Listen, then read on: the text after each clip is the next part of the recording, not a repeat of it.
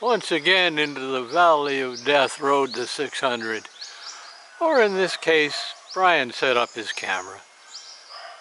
I've got the 18 to 55 mm zoom lens, the kit lens, on again, because I want to see if I can get a tunnel effect going. Well, we'll see what happens. It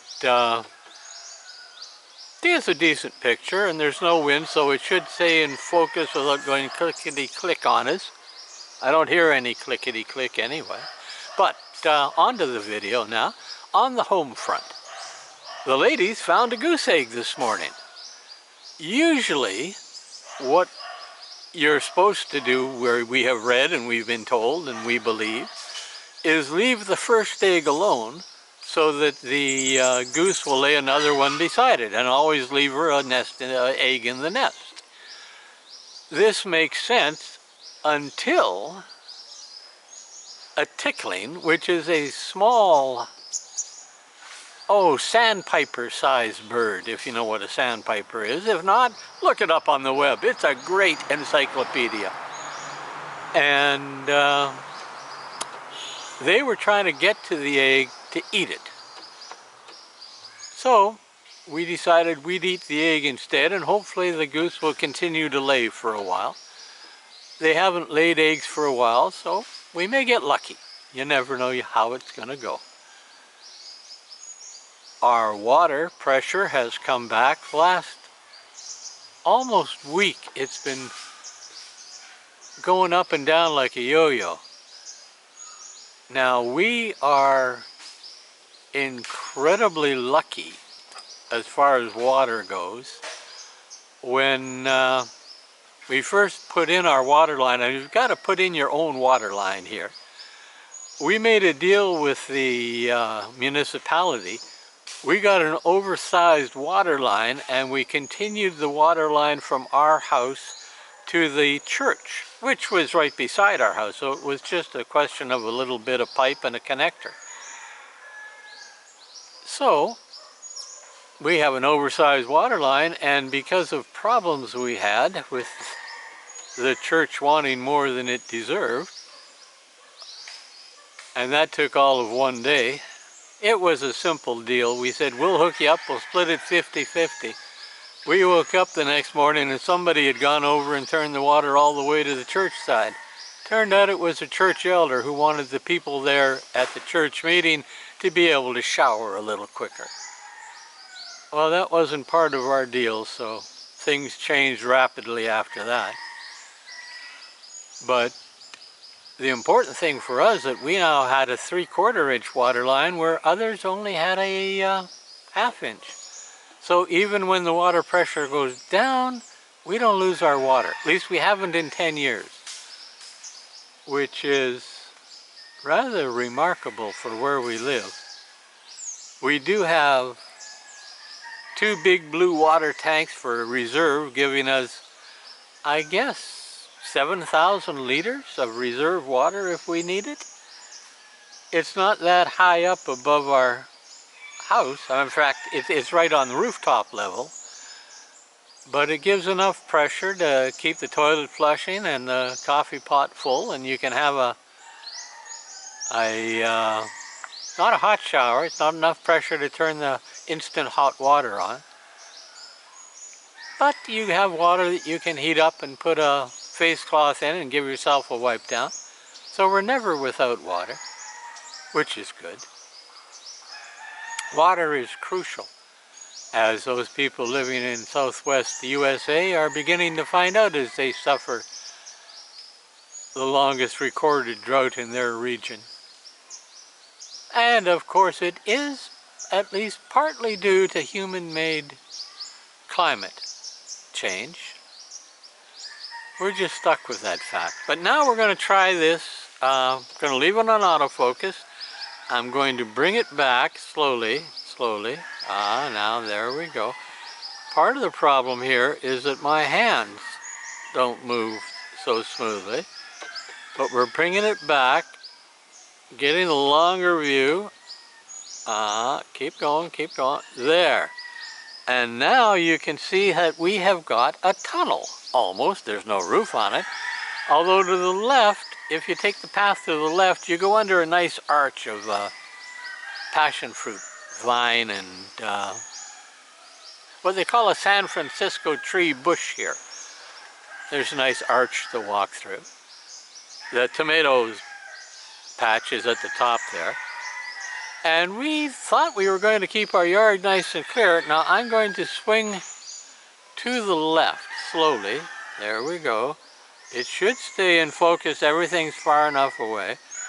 And there's our, you can see our path up. You can see what was Myra's office for her dissertation writing. Became our bedroom, laundry room, storage shed now.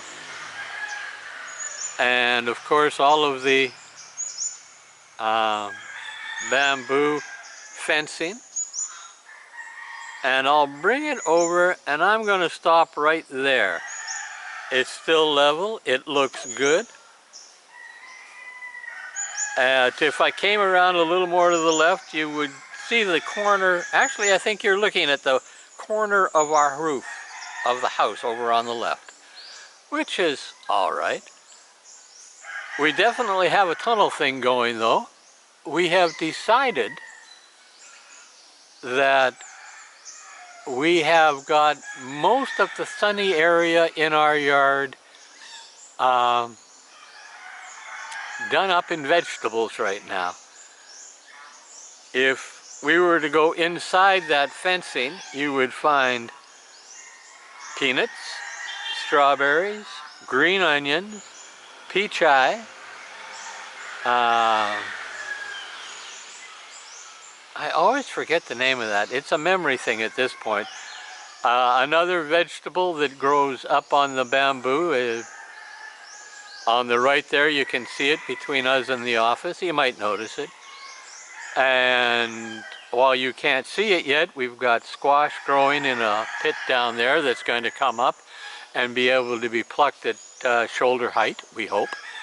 And there's passion fruit on the fences and green, black beans growing. And if I bring it back again slowly,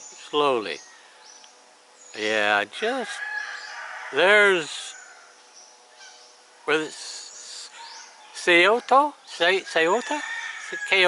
something like that. That's where that's growing. Back to the tunnel, we come around and we'll leave it so you can see the tunnel, but now you can see Seota. I think that's how it's pronounced. The bushes in the background, they look nicely round and smooth. That's because it's grown up and it's covering some sexy pink flowers. There's some papaya in the background that it's strung out on. There's wild ginger, and it's just grown up and over. And to the right, you will see a bluish roof line. To the left of that is a papaya tree. And as I bring it around, hopefully it will stay in focus. You can see that we have already got some vertical growing going with the beans on the fence here. We're going vertical, folks, because the horizontal is about full. Now, I'm going to pull it back to the tunnel.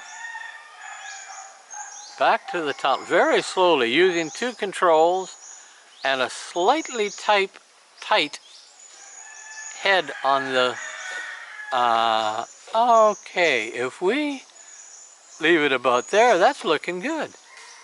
Okay. We've got lots of juice in the battery. So as I said, on the home front, we're going horizontal and vertical now. We're doing both. We've got a tunnel going, of all things. Rather a nice tunnel, I think. And if I get lucky and don't mess this up, this may be the best looking video I've done yet. I may be getting the hand on this technique. I got a lot more to learn, mind you, but I think it's there. Now, yesterday,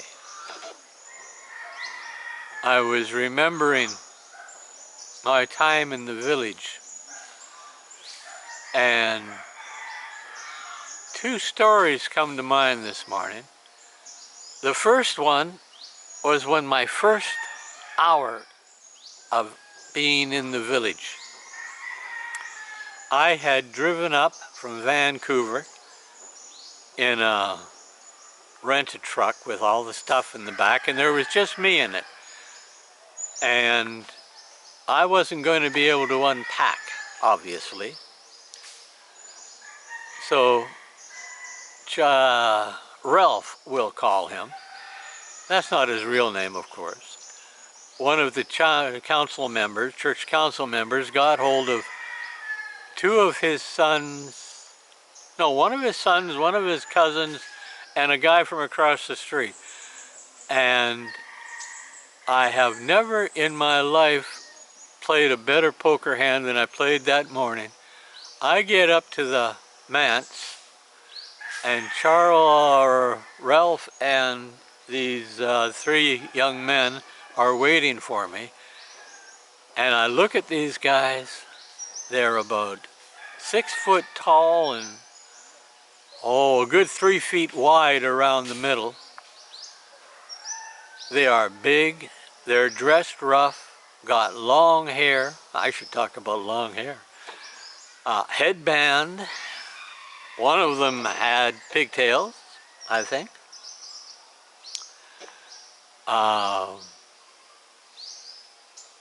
They looked big and scary. They looked like outlaw bikers out of a bad 60s movie.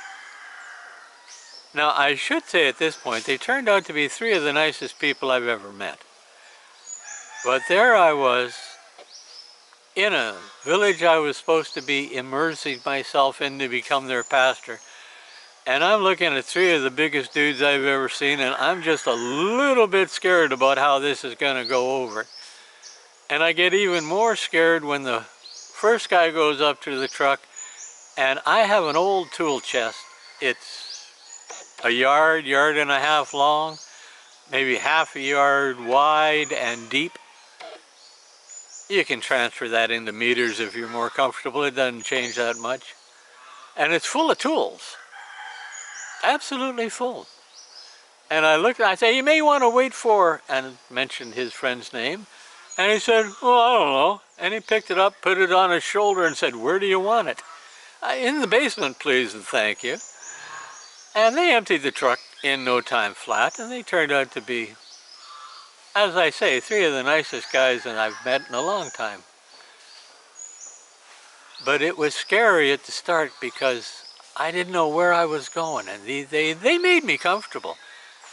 But they didn't. You see, they made me comfortable because I was a white man, and I was the minister from the church, which gave me high status. But they didn't do it because of me. They did it because of my job and my skin color.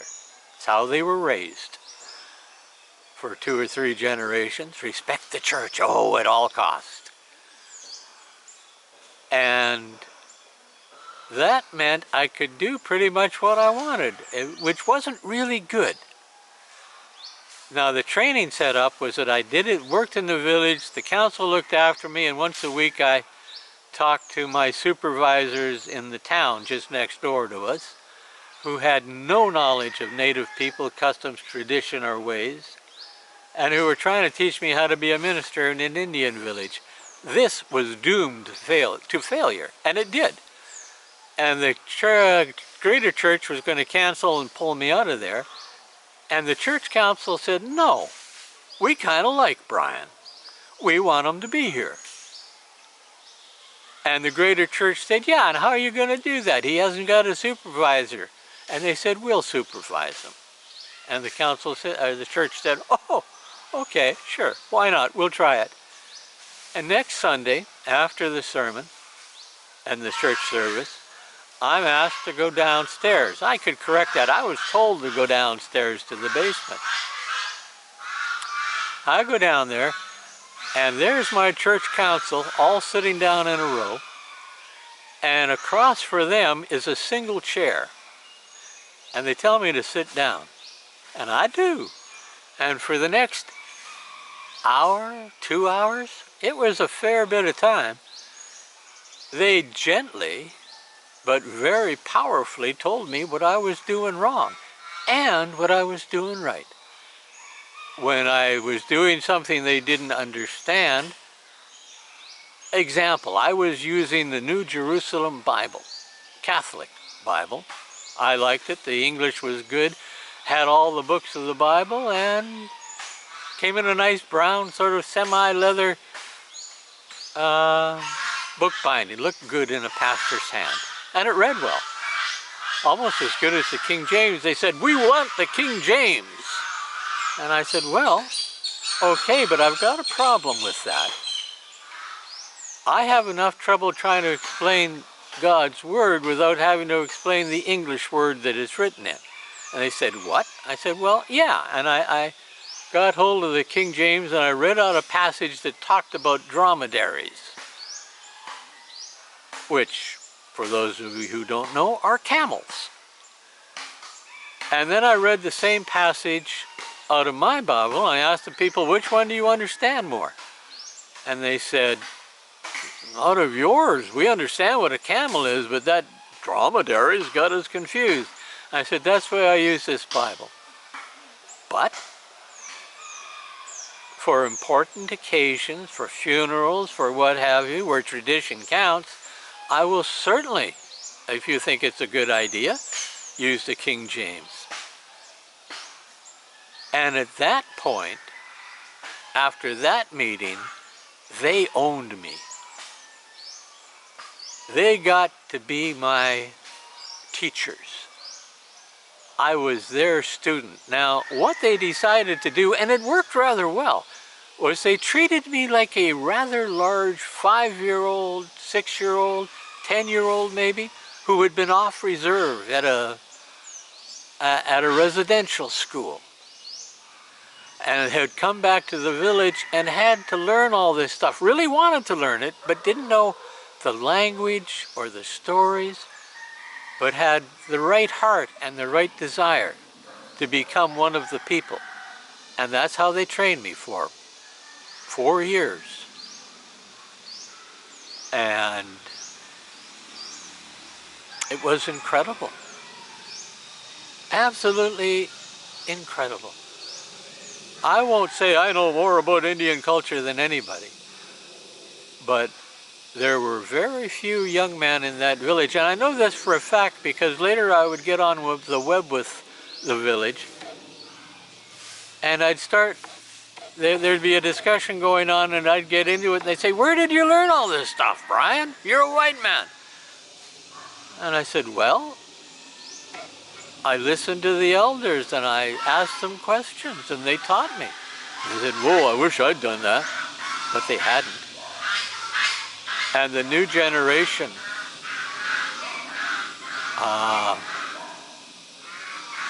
decided to go along with the natural gas pipeline. And I tried to convince them it was wrong, and they were, well, there's no nice way to say it, folks. They were so damn white that all they saw was a steady paycheck, and they didn't care about the destruction of the environment or global warming or anything else. They just cared about getting money in their pocket and buying the toys. Buying the toys. And they declared me persona non grata. There goes my voice. And they said they were going to take my name away in the feast hall, but I don't know if they ever did that. They never told me. And it doesn't matter. My name is my name. Bringer of the gentle wind, gupsy bees. I earned it. It's mine. I was named in the feast hall.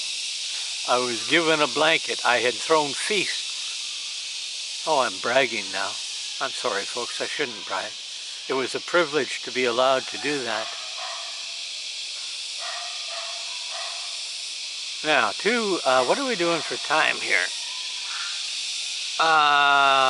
20 minutes. I'm sorry. You're going to have to come back again for another story. The next time I may talk to you about Johnny What For and how the village helped my wife in her mourning. Oh, I got enough time. No, I don't have enough time for that. That's a good 10-15 minute story on its own. I'll get to that though, folks, and I hope you'll enjoy it. Now, the village, I gotta tell you, you've all seen hourglasses in the old movies where you turn them upside down and the sand falls through them. They're big on the top, egg timers we call them now. Sand goes through, when the sand goes through the little enclosed space, it all falls through. You've got a 3-minute egg, perfect, or a 1 minute if you got a 1-minute timer.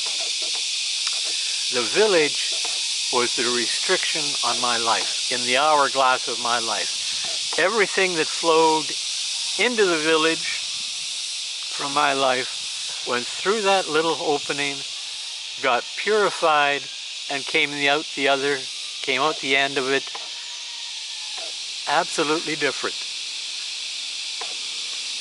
It was the single most crucial time of my life. My first marriage dissolved. I met the lady I would spend the rest of my life with, living in, living with the only woman I could live with for 30 years. The village made me what I am, and I kind of like what I am, so kudos to the village and to the elders and to everybody that worked so hard to make me better than I was. I miss you all tremendously. And I hope one day, and I pray, that your descendants will find the path that you showed me. That I do. Anyway, that's well into 20 minutes, and that's enough, folks. It's been a pleasure. I'll go put this out on the web and we'll see how it goes. Bye-bye for now.